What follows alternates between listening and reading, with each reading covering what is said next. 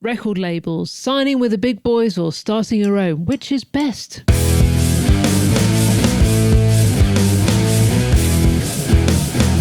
It has never been easier or cheaper to be a musician than in the 21st century, but it has never been harder to be heard.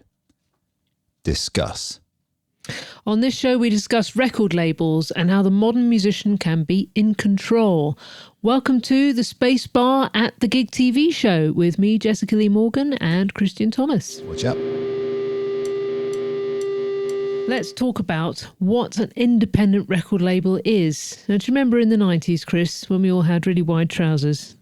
I didn't. And hoodies. You didn't know. You were a rocker in the 90s, weren't you? I didn't have wide trousers. I had urban combat trousers and stuff like that.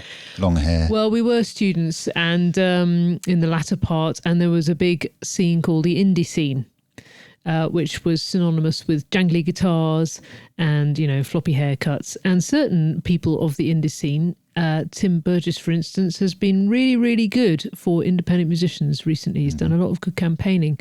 But actually, it meant they were signed to a record label which was so-called independent. Now, for those of you who don't know, there are some really, really, really, really big record labels that seem to own half the world. There's like three. There's Sony, there's BMG, there's Universal. They all seem to merge in and out of one another. Oh, yes, yeah.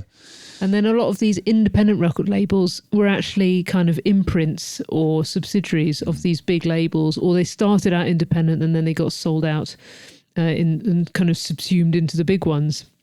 I can think of Apple Records, for instance, the Beatles, they sold to EMI, EMI sold to Universal.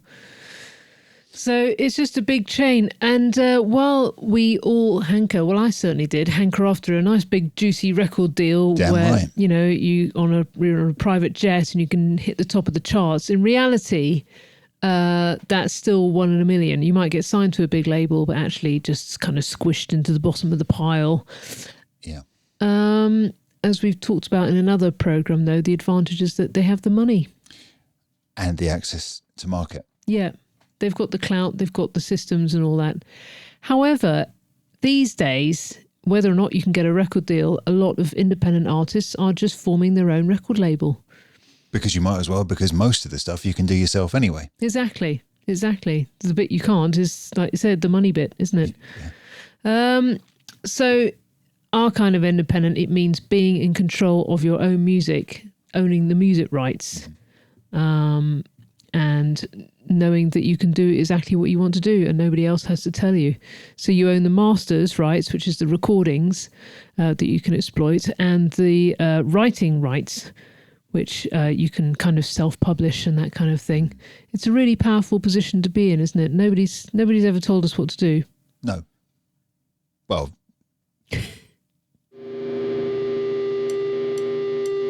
Our journey started in 2005 with Mary Hopkin Music. Mary Hopkin happens to be my mother. Do you remember those heady days? Coincidence. Yeah. Back in 2005, we didn't even have our own studio, did we, Chris? No, it was before we had the studio. Yeah. And so I don't know how it came about, but all of a sudden I decided that I was brave enough to say to my mum, okay, if you don't want a big record deal where you have to be told, you know, what to wear and what to look like and where to go and to be on stage and that kind of thing, then we'll just do it for you. And in 2005, I mean, had Facebook been invented in 2005? I don't know. We weren't on it. No, we weren't on it. So if it had been, we weren't there. I think it might have been, actually. It might have been. Yeah, it was still different days. So it's nearly 19 years ago. YouTube didn't exist. No, MySpace existed. Yeah. My goodness. So what I did is I found this CD that my mum had an engineer friend of hers, Mike, run off CDs of a load of tapes that she had in the loft. And I took this CD. It was a recording, we don't know where it came from, of her concert at the Festival Hall. I just thought, oh, that looks more or less like an album. It's about an hour long. I just got some artwork together on, you know, whatever I was using at the time, Illustrator, and I sent it off to a replication house. And I found out that I had to have a license for it, and I ordered 4,000 CDs. Didn't get it mastered? No. I literally took the CD that I don't think I even made a copy. I mean, geez. Yeah. Just think of the naivety, but you've got to start somewhere. And do you remember the day they arrived back? Oh yeah, I remember that day. The guy knocked at the door. Big truck pulled up outside. That was running on. He was running on vegetable oil as well. Was he? Yeah. So the entire street smelled of barbecue, and he turned up with these pallets of CDs, pallets of boxes of CDs, 4,000 of them that we had to lug in. To take them off the pallet. Obviously, we didn't have a pallet loading door in our little terrace in Cardiff. You don't tend to have loading bays, do you? No. So there they stayed for quite some time. But I made a little website on Dreamweaver, and I, put some stuff up, and I emailed an Uber fan of my mum's, Pat Richmond, and I said, I've got this album that we've made. Do you think anyone would be interested? And all of a sudden I got 15 orders on my little Dreamweaver website with my PayPal button. And it went from there. And so then we had to get the mailers. And we had to go down. Do you remember the post office? Oh, they used to love us going down at lunchtime. This is before print your own labels on the Royal Mail had been invented. So we used to go down there, a cockatiel and a parrot, used to swear at people. And but basically we grew then. And because there was now an appetite proven, my mum started looking through all the other tapes, and long story short, basically we got a load of other tapes digitized, and we could multi-track them, and you and she worked diligently to remix, remaster, all that stuff, and we've slowly put out a load of albums. Basically to date is about 17 albums or so, a few EPs, and all of a sudden look at us, we're a record label. So the long and the short of it is, if we can do it, then you can certainly do it. Has it been worth it, Chris? Do you enjoy it? Yeah, I mean, of course, it is that thing that we're in complete control. For your mum, she's absolute. She has the absolute last say on anything that goes out. Yeah, and that's the way it should be. She wasn't happy in the industry being told what to do, because it wasn't what she wanted to do, and now she can do exactly what she wants to do, and that's great. And it's same for us then. So we've put out our music on the label since as well. It's the same thing, isn't it? Well, yeah. I mean, it's a little bit unfortunate, I think, with you, because your material should be going out to a wider audience. Mary's should as well. Yeah. But that's a choice. In some respects, it's a choice that we've made. Yeah. Because it means that nobody can say you can't be corrupted, or you can't have your view shifted. Yeah. It is completely authentic, and it is you. Yeah. Which it is a double-edged sword. It would be great if your music was getting out to a wider audience. Yeah. But it is completely yours. I did try. I had a meeting with Warner's scheduled at one point, and a couple of other things, but I don't know if people had heard about my tricky family and decided that I was going to be the same. I don't know. But my mum spent a lot of time saying, you don't want a record label to tell you what to do. And I remember thinking I wouldn't mind trying, but I know that now this... I think her experiences were particularly defined, weren't they, in the 60s, of how it was then. I don't think it's quite like that now. No. And I don't think your experience would have been anything like that. No. Today. No. But there's still even people... 20 years ago, I don't think it would have been. But no, but people still report being, there's terrible horror stories in the music industry.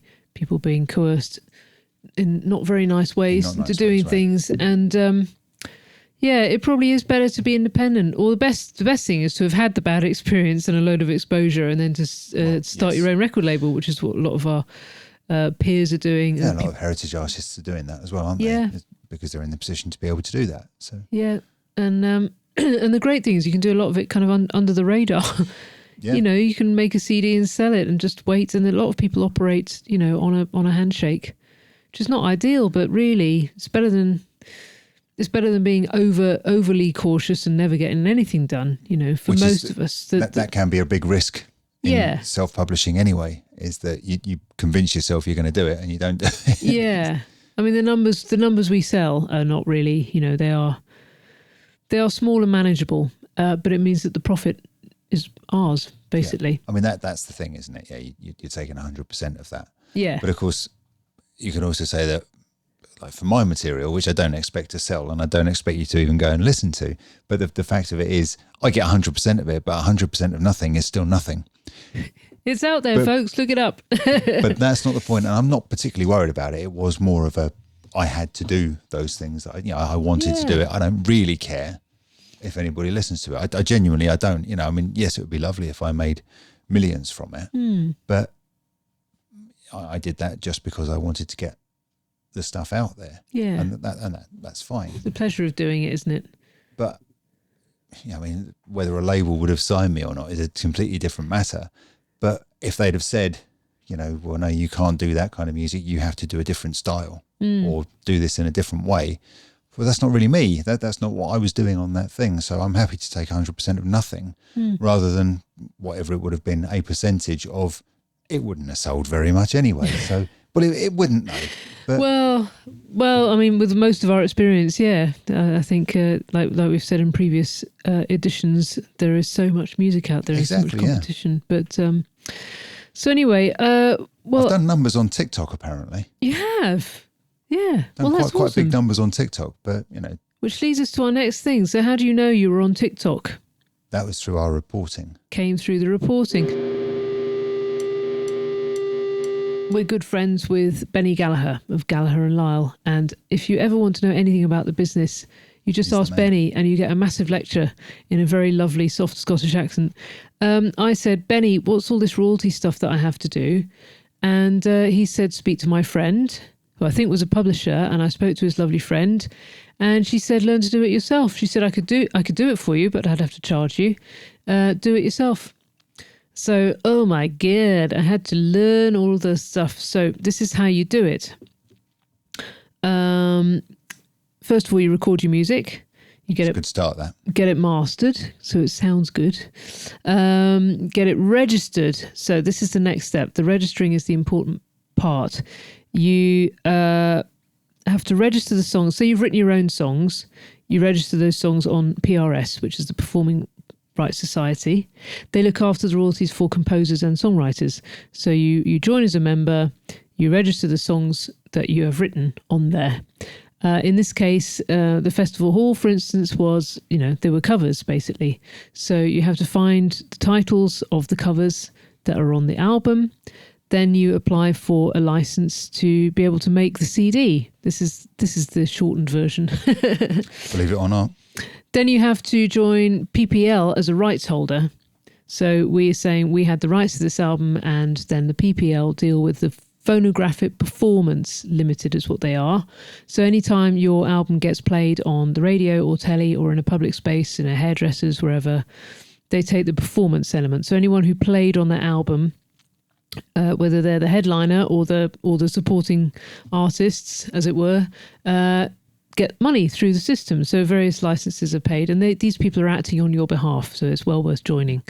It's free still, isn't it? No, unfortunately it's not. It's a small fee, but it's well worth it, basically. The PRS used to recoup it, didn't they? But yes, there was a time. They change all the time, so I wouldn't like to say, but basically you just look them up. There's also a subsidiary of PRS called Mechanical Copyright Protection Society. This comes from the old days where they had a pianola, mechanical. So they deal with the mechanical representation of your music. So if you're making CDs, you get an MCPS license, and that sort of thing. There is a waiver if you're putting your own material out. You don't need to get an MCPS license. Not necessarily, no. But the pressing plant will often ask you for the proof of the license that you've paid. So that's how that works, and various, there are various details attached to that, which I won't bore you to death with, because I could. Too late. I totally could. Then you make the CDs. You get them glass mastered if you're making 500 or more, and that means that there's a big stamp made and they press them, and those are really durable CDs, aren't they? Apparently so, yes. They don't rot. Or you can do short runs under that of CDRs, which I've done for some of my albums, but they are basically as good as burning them on your computer. On it, yeah. So they don't last forever, but if you're doing a small run and you just want something to sell at your merch or your small fan base, then they're worth it. And I've gone really kind of artisanal with a couple of them, painted my own covers and things like that. But whatever you do, you make your CD. They are still in circulation and desirable. Yes. Vinyl, I wouldn't touch with the barge pole, but plenty of people do. That's just us. Plenty of people do. But that's another topic altogether. Basically, it's a product. You're making a product you can sell, a physical product.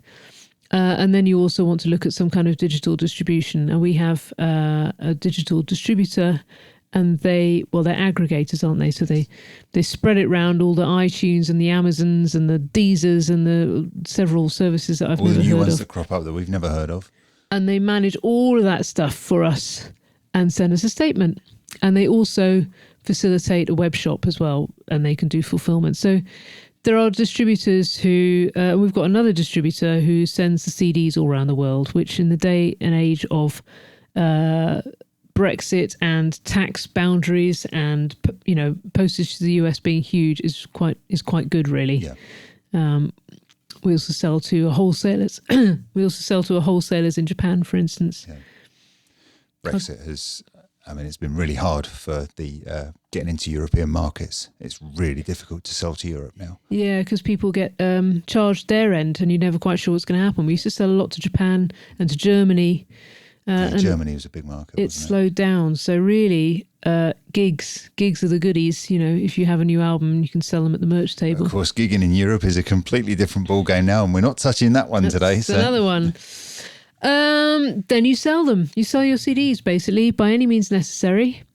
You have to go to the post office, or I print them online, basically. I print my postage online now, so I can just bung them all in the nearest post box. And you repeat as often as you can stand. And hey presto, you are a record label. And that's it, basically. That's really, you don't even need to be a limited company. No, to do you this, don't. Do you? You can do it as a sole trader. So most I'd say cottage record labels are, mom and pop stores, and they publish their own work. They don't tend to sign other artists, which is the tricky part. But that's possible, definitely. Were you going to say something? I was going to say, we obviously been rabbiting on for a while about CDs there. If you are getting CDs made, or if you're getting vinyl made, there is quite a substantial upfront cost with that. Now, you've got to be careful with credit and things like that. So that might be worth getting a limited company. There's a few hoops you have to jump through with that, but you get a certain amount of, you get limited liability with a limited company. Yeah. If you're a sole trader and you get in hock and somebody wants money, they will take your assets. Yeah. So it's probably better to be a limited company. If you're dealing, if you're buying stuff up front and it's big expensive stuff, you're probably better off being a limited company. That is a very good question. Yes, yeah. The other CDs are blooming expensive, and vinyl is crazy expensive. Yeah. Vinyl is really quite a risk, because you end up with a lot of boxes of stuff that you don't necessarily sell. And you got to look after it. I would always say err on the side of lower numbers and sell out, and then just get a repress. Yeah. Well, that's something that we've done is when we've run out, we've opened it back up again, haven't we? And Pre-sales, yeah. Now, pre-sale is an interesting thing. I think you can either, basically what I do is, as soon as I know that we've finished an album and it's going to go out, basically as soon as my mum has decided she's happy, because she refuses to be pressured, I say, okay, it gets sent off to the mastering, we're happy with the masters, then the next thing to do is to order the CDs, which take about 2 to 3 weeks.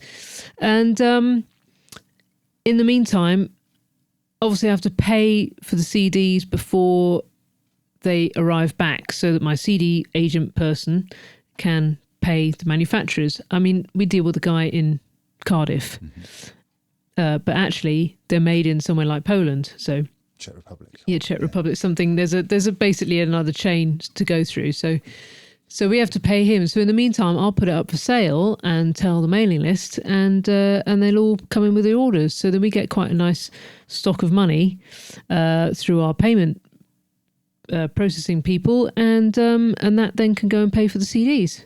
Then that's covered, and then if you've had to have a license, that's covered too. And then the rest of it is just as you go, basically, pay as you go, sell as you go. So where's the money at?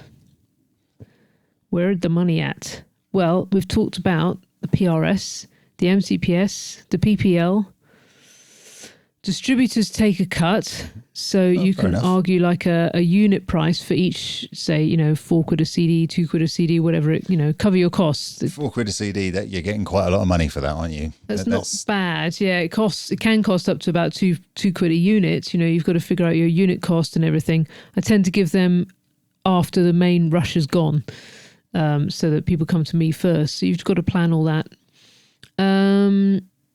PayPal and your Square payment and whatever will take a cut, 2-3%. They all vary and they're coming up all the time. So shop around for the best one. Your streaming, well, our digital aggregators take their cut and the streaming people take their cut, and we're left with about, your average 0.00 pound per 0.2p per play.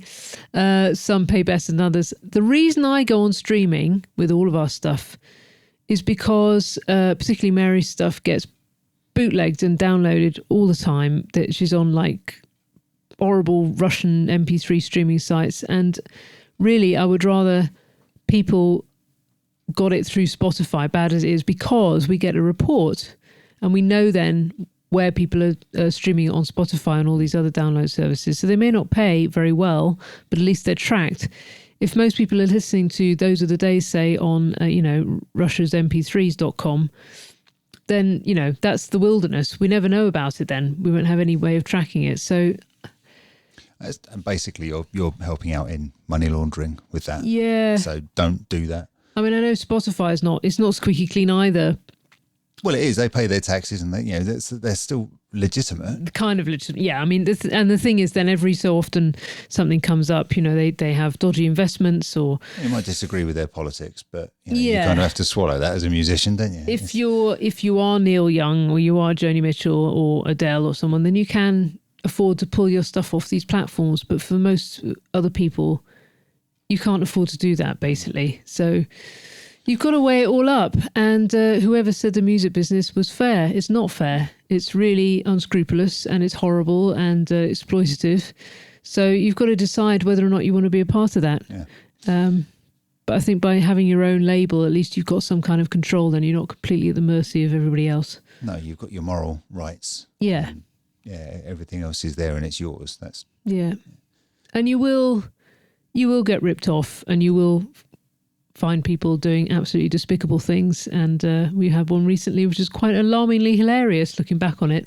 But if you know your rights and you know where you can get your legal advice, which is from the MU or the PRS, and they do free services, things like that, and all manner of advice that you can download. Loads of courses and workshops and everything else that you can go on that are really useful. Yeah, and template contracts as well. We went on one the other day, PRS, How to Get Sync. These organisations give you so much stuff, so use them. They're there for you to use. That's the whole point of joining. I mean, there is a little bit of a risk that you could go to all the PRS stuff, all the PPL, all of those things, and never actually write any music. Yes. Because you're so busy going to those workshops and webinars and everything else. But you've got to balance it up, really. You can't, you've got to toss it up between being a creative and being a business person. Yes. So there are other people you might want to pay as well. Now, I think new businesses, new startups are more savvy about the idea that we all want to keep our rights, but they still got to figure out a way of making money out of us. So there are lots of different styles of distribution. There are publishing services. Basically, if you're a member of PRS, you don't need a publisher, and you don't need centric services, and you don't need people who claim to get all your royalties. They are supposed to be doing the job. Some might do it better and track down more stuff, but I don't know. Basically, check your registrations yourself.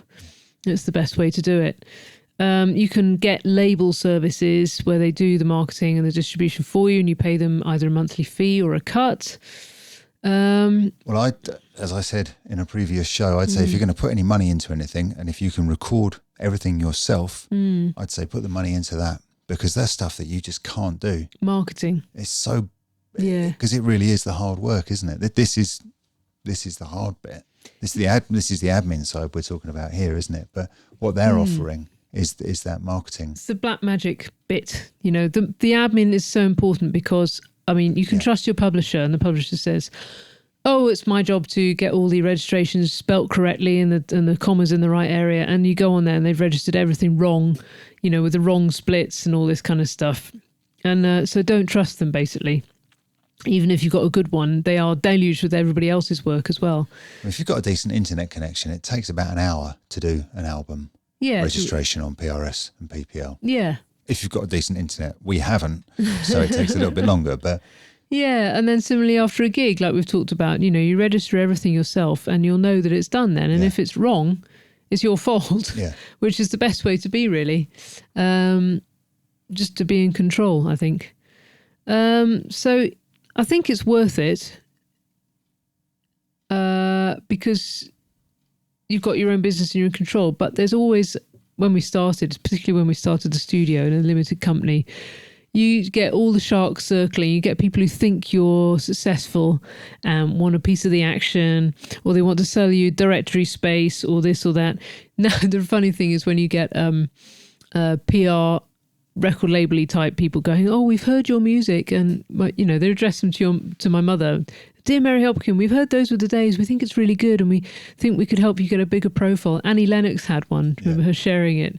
It's like, oh, we think you've got potential. We love your stuff, and it's just template nonsense that makes you feel a bit special. So yeah, people, they want to tell you what to do.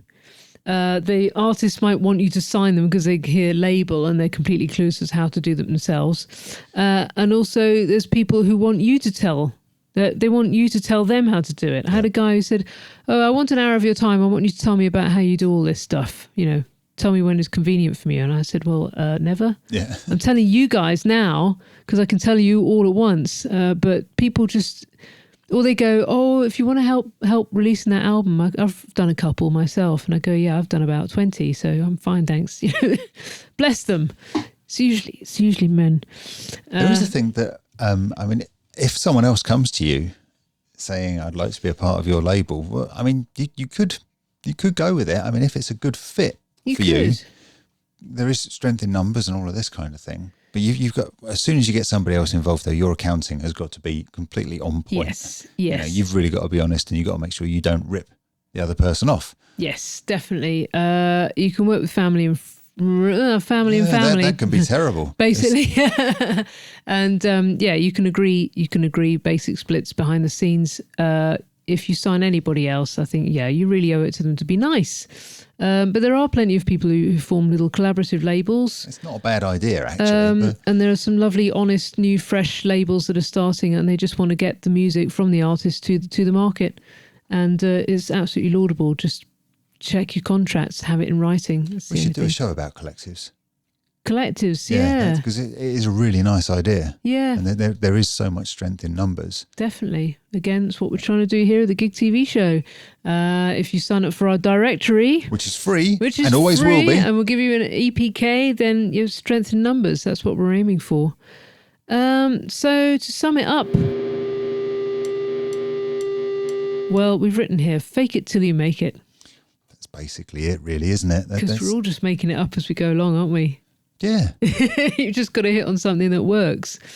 That's what you can do. You just work as hard as you can. Yep.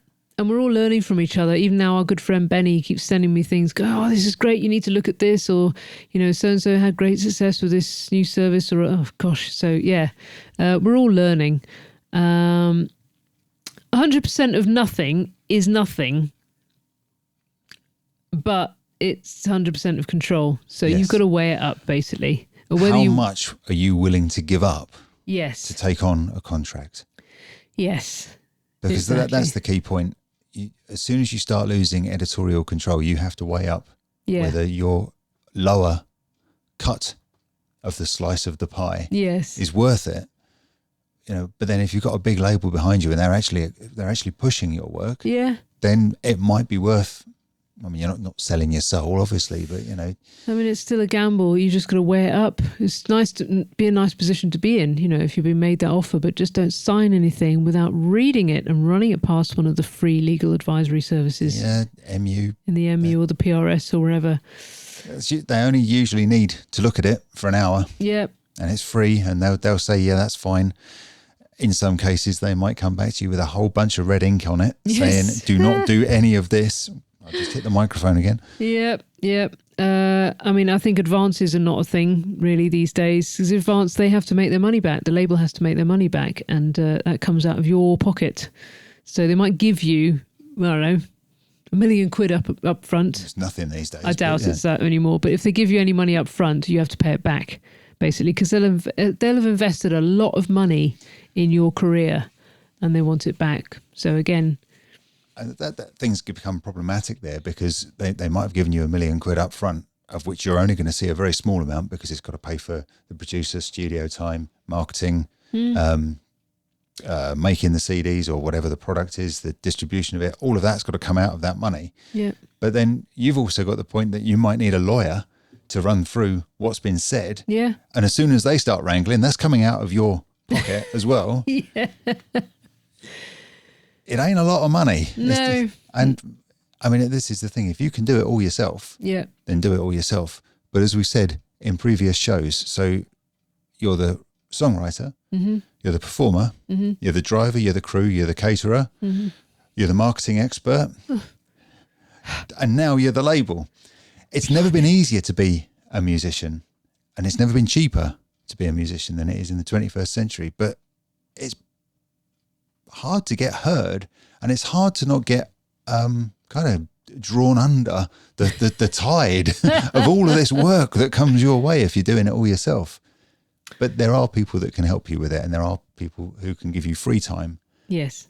And you should use that. And they do it for love. So I think on that note, we'll say, if you want to share your opinions or your stories or your advice, then do get in touch at all the socials, which is in the information below. Do sign up to the GiG TV show directory, because, like we say, there's strength in numbers. And there's a lot of different people on there as artists and industry people. Yeah, as a band, if you sign up onto that, you basically get a free EPK from it, and you can direct agents, venues, whatever, you can direct them to your page on there. That's half the marketing done. Just make sure you fill all of the stuff in on it. We don't get anything for that. It's completely free. No, we're just trying to do the right thing. So on that note, stay tuned for more of these useful snippets, and thanks very, very much for watching. See you next time. See you next time.